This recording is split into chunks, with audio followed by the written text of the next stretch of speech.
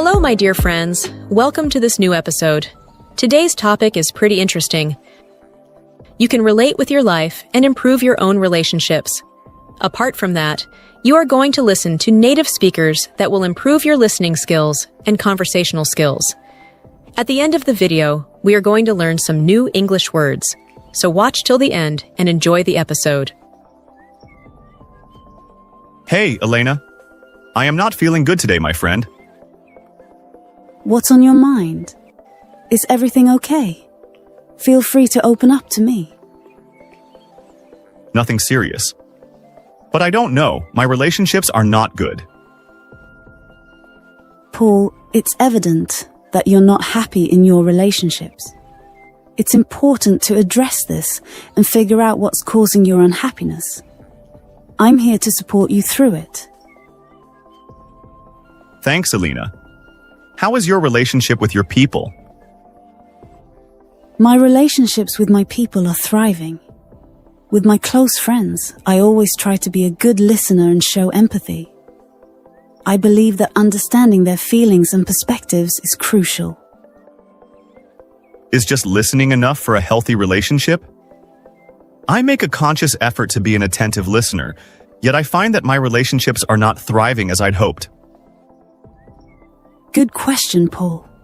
Listening is definitely important. But building strong relationships involves more than just that. Understanding, empathy, trust, and communication are also crucial factors in fostering healthy and thriving relationships. Good points. I agree with you. It's important to show genuine interest in the other person's thoughts and feelings, be there for them in good and bad times, and communicate openly and honestly. These qualities can help in creating strong and meaningful connections with others. Elena, I always make an effort to support them during their hard times, but when I find myself in need, it saddens me that nobody is there for me. This is where my relationships start to falter, and it's disheartening. It's really a shame when some people only contact you when they need something. It feels pretty disheartening to realize that certain folks only remember you when they're looking for help. You know, I used to like a girl and I proposed to her. Wow, who was the girl? Did she accept your proposal? Don't be happy, Elena. She rejected my proposal. Why, I mean how? How did you propose to her? I took her to my favorite spot in the park. I got down on one knee, told her how much she meant to me, and asked her to spend the rest of her life with me. But she said no. That sounds lovely. Did you have a conversation with her before proposing? No, never. I didn't have a direct conversation with her about it before proposing. I wanted the moment to be a surprise, and I had been dropping hints here and there, so I believe she had an idea that it might happen soon. Cool. What type of hints did she give? Whenever I glanced at her, she would flash a bright smile, and I couldn't help but believe that she had feelings for me. Only giving a smile is not enough, and you shouldn't propose to someone directly. Then, how should I impress a girl and propose? Well, building a strong foundation of friendship and understanding is crucial before proposing to someone. Take the time to truly get to know her likes and dislikes, her dreams and aspirations. Show genuine interest in her life and make meaningful memories together. You mean I have to be a friend of hers before proposing to a girl? Absolutely. Being a friend allows you to truly get to know her, understand her values, and build a strong foundation for a successful relationship. It's important to establish a connection and trust before taking the next step towards something more serious. I totally agree with you, Elena. There is no doubt. Being friends first can help you both determine if you are truly compatible and share similar interests and goals. So, take your time to be a good friend first. And when the timing feels right, you can consider taking your relationship to the next level. When you feel confident that you both share a deep connection and understanding, express your feelings honestly and openly. Thank you so much, Elena. I had no idea about these cool things before. I have many things to share if you are interested. Sure, why not? I'm actually really curious to learn more about this topic too. Great. Let me share some common mistakes you should avoid. Mistakes. Okay. It's also important to know. Don't compare your girl with other girls or your ex.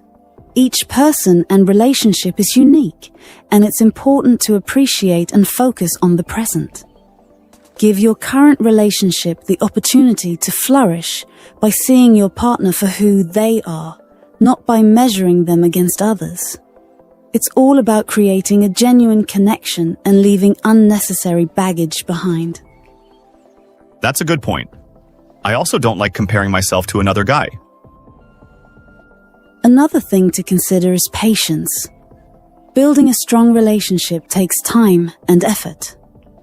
Don't rush things or get frustrated if everything doesn't fall into place immediately.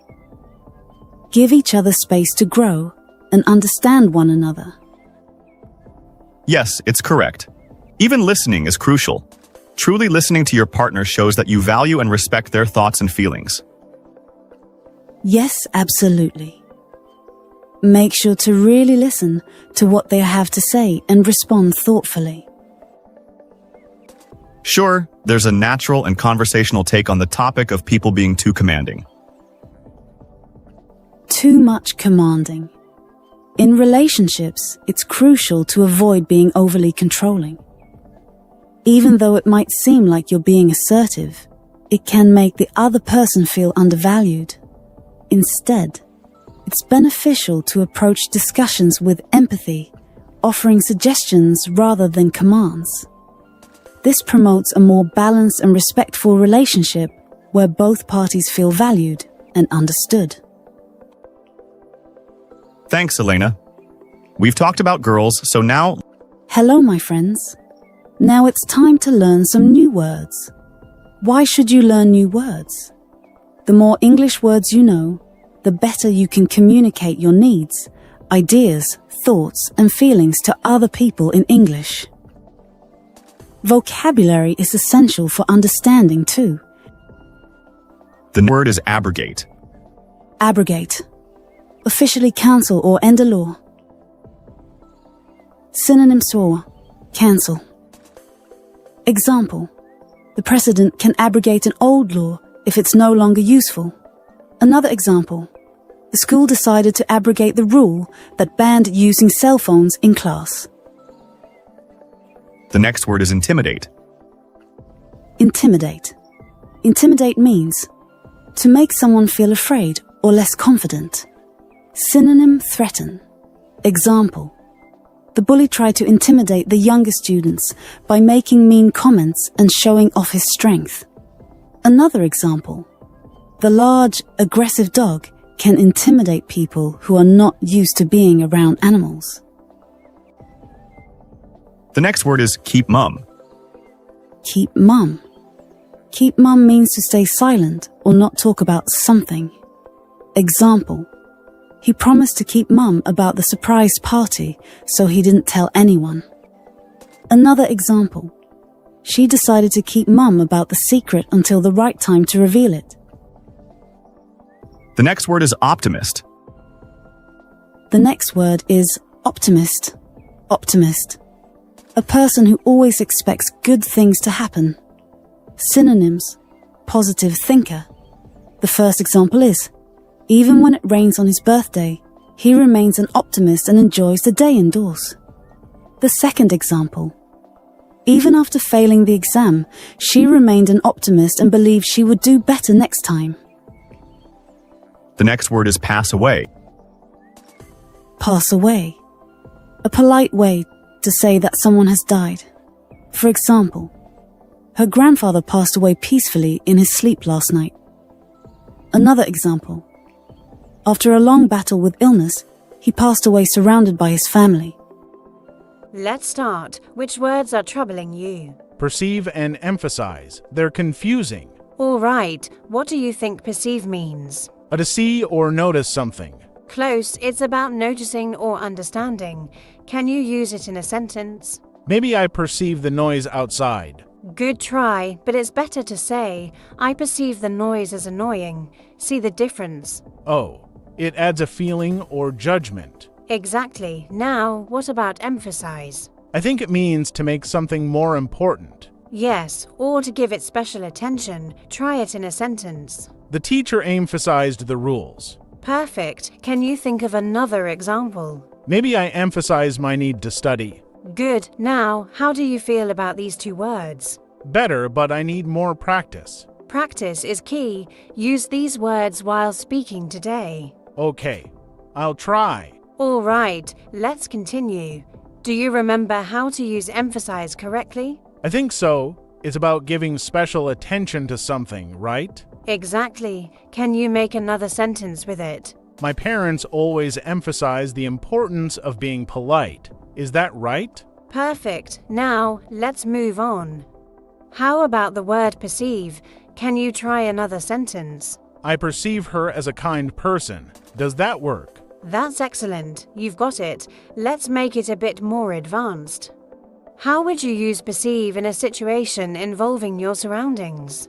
I perceive the room to be too quiet. Great attempt. To make it even better, you could say, I perceive the room as unusually quiet. Small changes can add clarity. Oh, I see.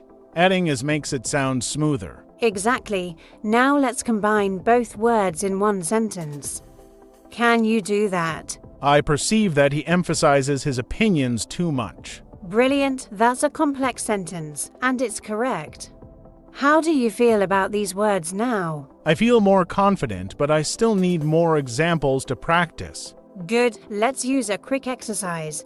I'll give you a scenario, and you try to use either perceive or emphasize. Ready? I'm ready. Okay, imagine you're giving a speech to your class. What might you emphasize in your introduction? I would emphasize my main points to grab their attention. Is that good? That's excellent. Now, how might you perceive the audience's reaction during your speech? I might perceive their faces as confused if I speak too fast. Does that work? Perfect. You're doing great. Any questions about these words? Actually, can perceive be used for things that aren't physical, like emotions? Absolutely. For example, I perceive a sense of tension in the room. Does that help? Yes, that makes it clearer. I'll try using it more often. Good plan. Keep practicing, and soon it'll come naturally.